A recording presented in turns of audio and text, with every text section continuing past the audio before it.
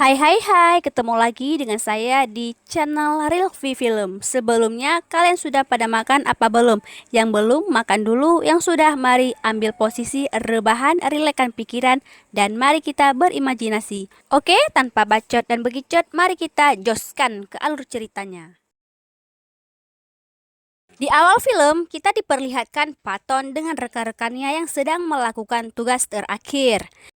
Namun, sebelum beraksi, ia menemui atasannya untuk mengetahui proyek mana yang harus dijaga. Di sini kita diberitahu bahwa proyek yang harus dijaga itu yaitu proyek peliharaan yang sekarang berada di Washington. Patton dan teman-temannya pun berangkat untuk menyelesaikan tugas dari atasannya. Namun sangat tak disangka-sangka, di tengah perjalanan mereka dikejutkan dengan ledakan bom yang terletak di tengah jalan. Melihat ledakan tersebut, mereka pun keluar dari dalam mobil dan mulai mengatur strategi untuk penyerangan musuh. Dalam penyerangan tersebut, salah satu dari anggota mereka hampir mati. Dan di sini, saat Patton mencoba menyelamatkan, ia malah terkena pacikan ledakan bom tersebut.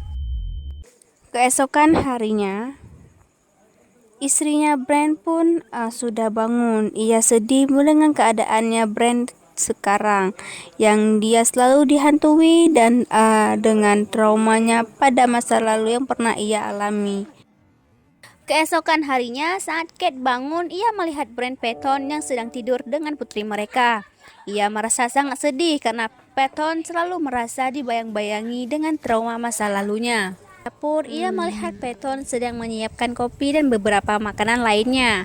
Di sini, Kate langsung menghampiri Patton. Lalu mereka berbincang-bincang sedikit mengenai trauma yang dialami Patton. Namun, saat di tengah obrolan, putri mereka datang dan membuat pembicaraan mereka harus terpotong. Scene berpindah ke istrinya Brand, di mana di sini istrinya Brand sedang melakukan seminar. Penelitiannya yang sudah berhasil menemukan kerangka manusia berusia 350.000 tahun.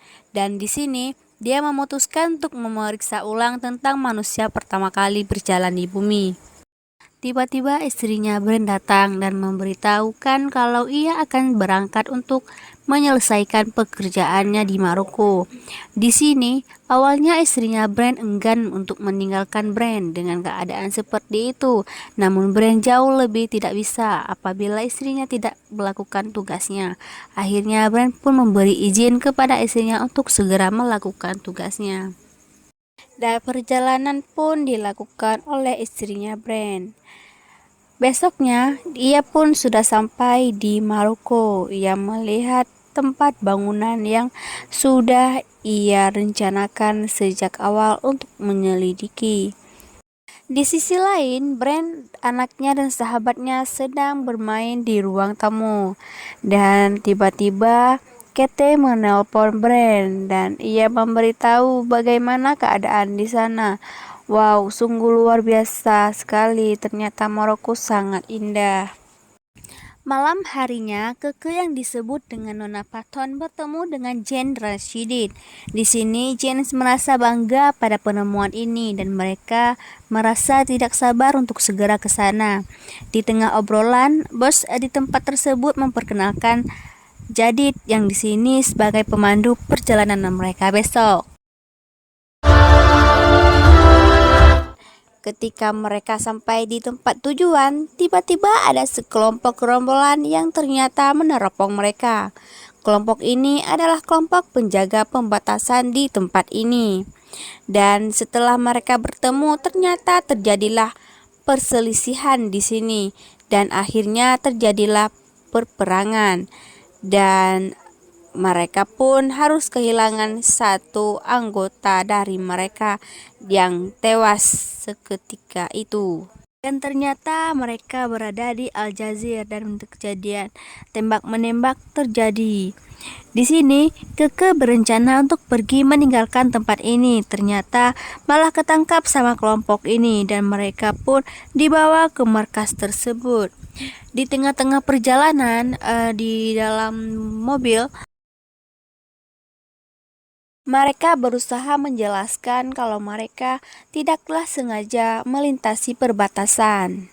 Di sisi lain, Brand yang sedang tertidur ternyata mempunyai firasat yang tidak baik tentang istrinya Kete. Dan tiba-tiba dia ditelepon oleh seorang kawan kerabatnya dan memberitahu kepada Brand bahwa Kete ternyata sudah diculik. Sesampainya di markas, Kete langsung dipertemukan dengan bos di daerah Al-Jazir. Dan seperti biasanya, Kete menjelaskan bahwa ia tidak sengaja melewati perbatasan Al-Jazir tersebut. Dan ia kemari itu untuk tujuan menggali pengetahuan yang ia temukan, dan dia pun sudah mendapat izin dari bosnya. Namun bos yang di Al-Jazir ini malah menuduh mereka itu sebagai mata-mata, dan pada akhirnya Kete pun dikurung di markas tersebut. Keesokan harinya, Brand Patton melakukan perjalanan ke Maroko. Di tengah-tengah perjalanan, ia lagi-lagi teringat dengan trauma masa lalu. Dalam perjalanan tersebut, ia seperti merasa tidak sanggup melakukan aksi penyelamatan.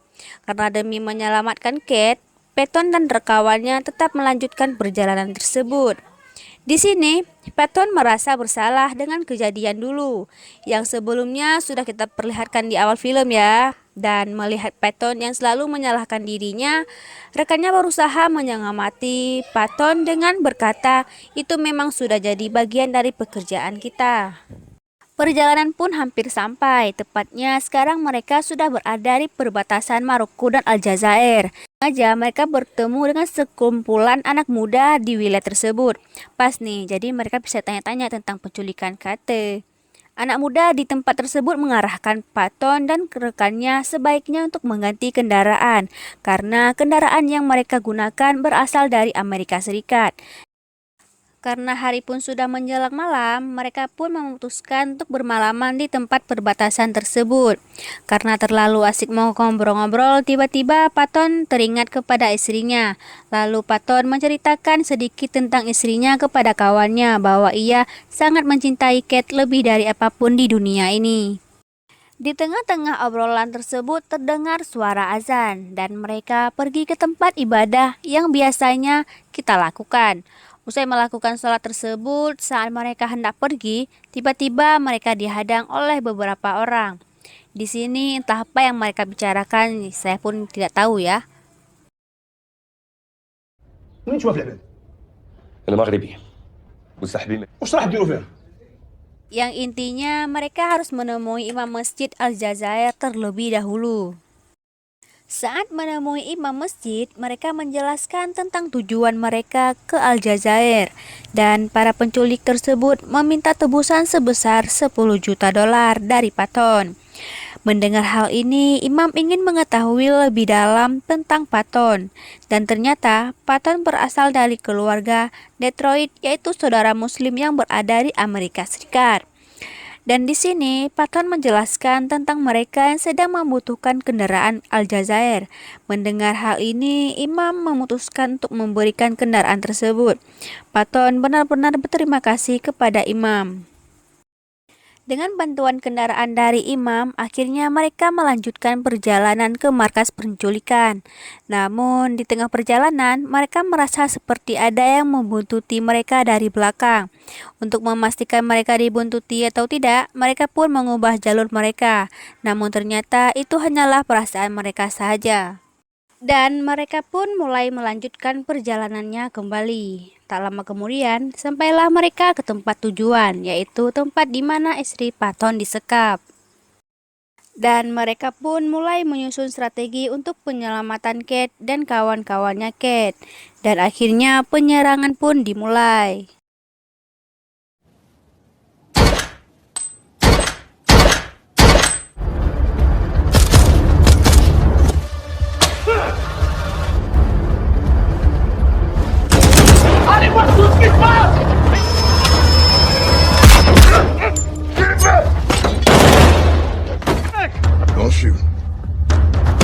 Di tengah-tengah penyerangan, ada seorang pemuda dan memberitahukan di mana tempat Kate disekap. Akhirnya, saat penyerangan selesai, Patton berhasil menemukan Kate.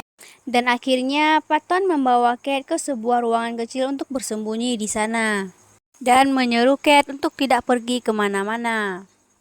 Di sisi lain, di mana kawannya Patton terpojok dan hampir saja terbunuh oleh musuh. Dan di sini terjadilah perdebatan antara mereka. Di sisi lain, tim penculikan sadar dengan kedatangan Patton dan kawannya. Mengetahui Patton tidak membawa uang kompensasi, salah satu kawan Kate menjadi sasaran dan langsung dilenyapkan saat itu juga. Dan berita pelenyapan pun sampai di telinga Presiden Amerika Serikat. Dan Presiden pun memutuskan untuk membantu Patton dengan mengirim beberapa anggota ke Aljazair.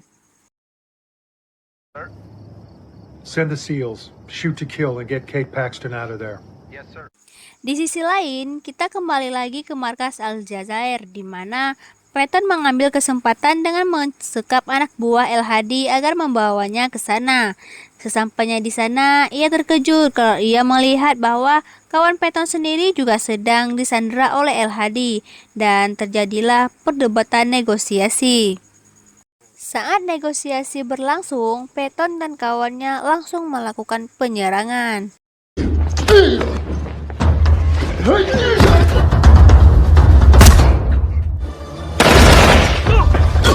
Tak lama kemudian, bantuan dari Amerika pun sampai dan menghabisi semua pasukan El-Hadi.